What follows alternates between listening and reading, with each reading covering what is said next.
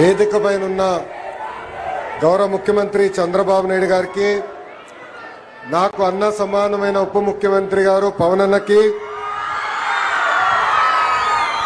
రవాణా శాఖ మార్చులు రామ్ ప్రసాద్ రెడ్డి గారు ఈ కార్యక్రమానికి రాలేకపోయారు.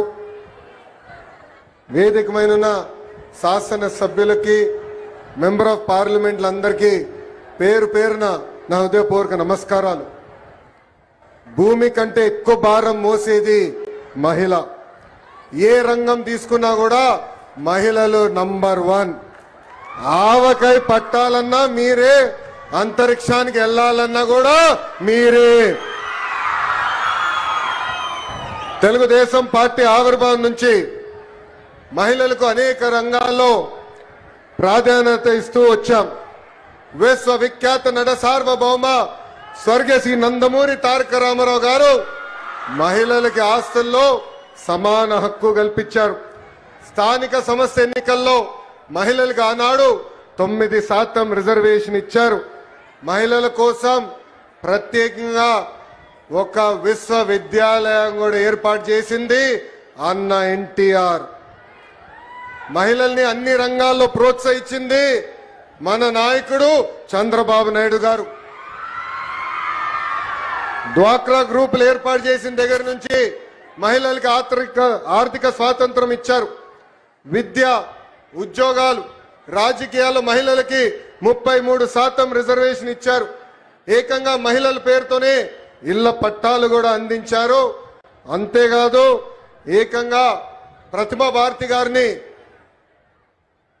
అసెంబ్లీకి తొలి స్పీకర్, మహిళా స్పీకర్ కూడా చేసింది చంద్రబాబు నాయుడు గారు.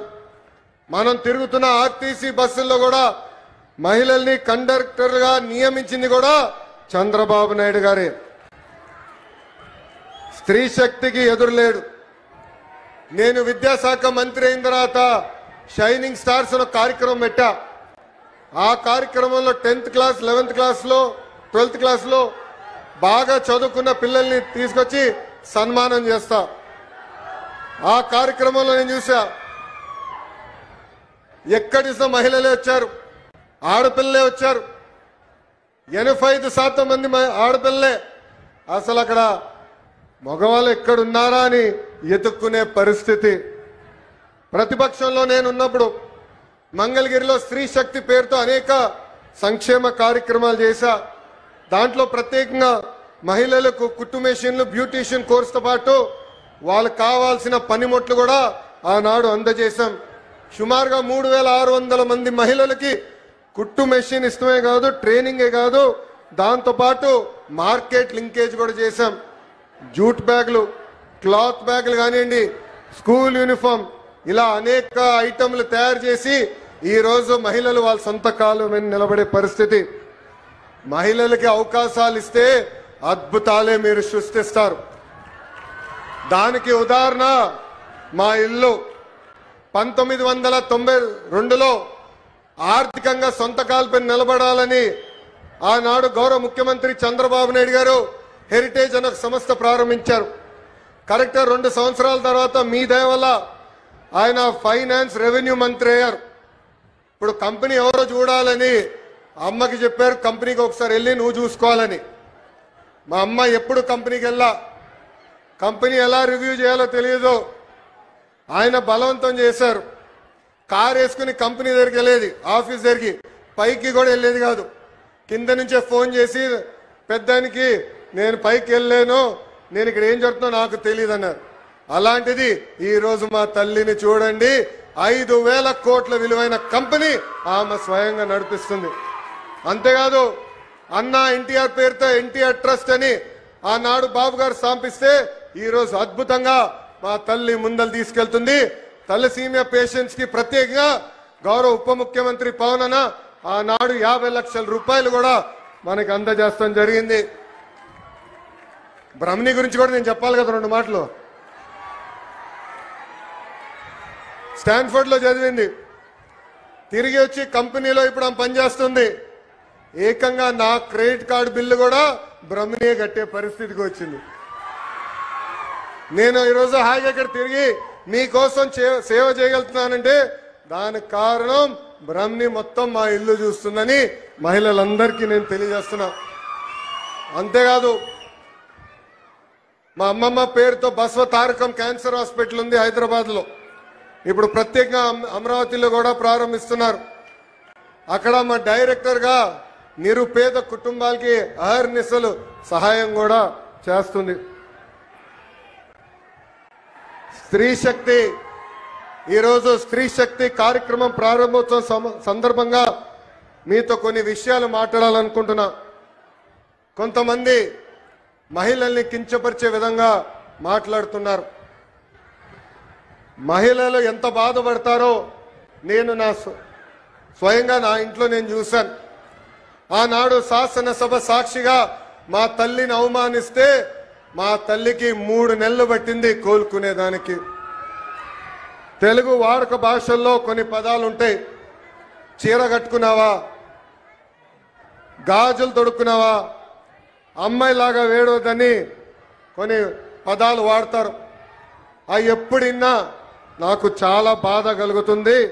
అలాంటి పదాలకి మనం ఫుల్ స్టాప్ పెట్టాలని ఈ సభాముఖంగా ఆంధ్ర రాష్ట్ర ప్రజలు నేను కోరుతున్నా. అలాంటి మాటలు ఎవరన్నా మాట్లాడితే మాట్లాడదని చెప్పండి. ఎక్కువ తక్కువ మాటలు చెప్పండి. అన్న లోకేష్ చెప్పాడు తోలు తీస్తాడని. ఈ సందర్భంగా గౌరవ ముఖ్యమంత్రి గారిని ఉప ముఖ్యమంత్రి గారిని ఒక విషయం కోరాలనుకుంటున్నా. సినిమాల్లో వెబ్ సిరీస్ లో మహిళల్ని కించపరిచే విధంగా డైలాగ్స్ వస్తే అవి తీసే వరకు ఆ సినిమాలు వెబ్ సిరీస్ రిలీజ్ అవ్వకూడదని ఒక ప్రత్యేక చట్టం తీసుకురావాలని ఈ సభాముఖంగా పెద్దల్ని నేను కోరుతున్నా. మహిళా భద్రత గురించి అందరూ మాట్లాడతారు. అనేక చట్టాలు తీసుకురావాలంటారు. కానీ మహిళలకి భద్రత ఉండాలంటే మహిళల్ని గౌరవించాలనేది మన ఇంటి నుంచే మొదలవ్వాలని నేను బలంగా నమ్ముతాను. అందుకే నేను విద్యాశాఖ మంత్రి అయినప్పుడు ప్రత్యేకంగా first class second class text books తెప్పించా. దాంట్లో ఫోటోలు చూసా. ఇంటి పనులు చేస్తున్న ఫోటోలన్నీ మహిళల ఫోటోలు ఉన్నాయి. ఏకంగా అది నేను మార్చాను. ఇప్పుడు 50% ఫోటోలు మగవాళ్ళు ఇంటి పనులు చేసే ఫోటోలున్నాయి, 50% ఫోటోలు ఆడవాళ్ళు ఇంటి పనులు చేసే ఫోటోలున్నాయి. అంటే మార్పు అనేది ఇంటి నుంచే మొదలవ్వాలని బలంగా నమ్మే వ్యక్తి మీ లోకేష్. ఇంకా మెగా పేరెంట్ టీచర్ మీటింగ్ లో ప్రత్యేకంగా పిల్లలతో తల్లికి వందనం కూడా మన ప్రభుత్వం చేపించింది. ఇప్పుడు స్త్రీ శక్తి పథకం ద్వారా ఉచితంగా బస్ ప్రయాణం కూడా మన ప్రభుత్వం ప్రారంభిస్తుంది. ఈ పథకం మహిళలకు మరింత శక్తి సమకూరుస్తుంది. చదువుకునే దానికి ఉద్యోగాల కోసం కానివ్వండి, ఈ స్త్రీ శక్తి పథకం ద్వారా మీకు భారం తగ్గిస్తుంది. ఈరోజు బస్సు ప్రయాణంలో మా అక్క చెల్లెలు పెద్దమ్మ చిన్నమ్మలతో మాట్లాడా. వాళ్ళందరితో మాట్లాడినప్పుడు నాకు అర్థమైంది, కనీసం నెలకి 1500 రూపాయల భారం మీకు తగ్గుతుందని. 2019లో సంపూర్ణ మద్యపాన నిషేధం చేస్తానని ఒక రాక్షసుడు అన్నాడు. ఏకంగా అమ్ముతున్న మద్యం ఆరోగ్యానికి హానికరం అని అధికారులు అనేక సార్లు చెప్పినా ఏకంగా ధనదాహం కోసం విషం కంటే ప్రమాదమైన మద్యం అమ్మి ఏకంగా తాలిబొడు తెంపాడు ఆ రాక్షసుడు. మహిళల్ని ఏకంగా అగౌరవపరిచారు. నేను చూశాను పాదయాత్రలో, మహిళల్ని కలిశాను. మీరు పడుతున్న కష్టాలు చూసిన తర్వాతనే గౌరవ ముఖ్యమంత్రి గారిని చంద్రబాబు నాయుడు గారిని గౌరవ ఉప ముఖ్యమంత్రి గారు పవన్ అన్న గారు కలిసి మనం బాబు సూపర్ 6 మేనిఫెస్టో కూడా రూపొందిస్తాం జరిగింది. సొంత చెల్లితో రాఖీ కట్టించుకునేని అన్న మహిళలు సంక్షేమం గురించి మాట్లాడుతున్నారు. సొంత తల్లిపై కేసు గెలిస్తే వాళ్ళు సంబరాలు ఈరోజు చేసుకుంటే చాలా బాధ కలుగుతుంది. అందుకే వాళ్ళందరూ ఒకటే చెప్తున్నా, ముందల మీ ఇంట్లో ఉన్న అక్క చెల్లెలు పెద్దమ్మ చిన్నమ్మ అదేవిధంగా తల్లికి న్యాయం చేసిన తర్వాతనే మా గురించి మాట్లాడాలని హెచ్చరిస్తున్నా. చివరిగా ఒక విషయం చెప్పాలనుకున్నా. ప్రభుత్వ కొనసాగింపు అనేది చాలా చాలా అవసరం. 2019లో రాష్ట్రం దారి తప్పింది. దానివల్ల అందరం అనేక ఇబ్బందులు ఎదుర్కొన్నాం.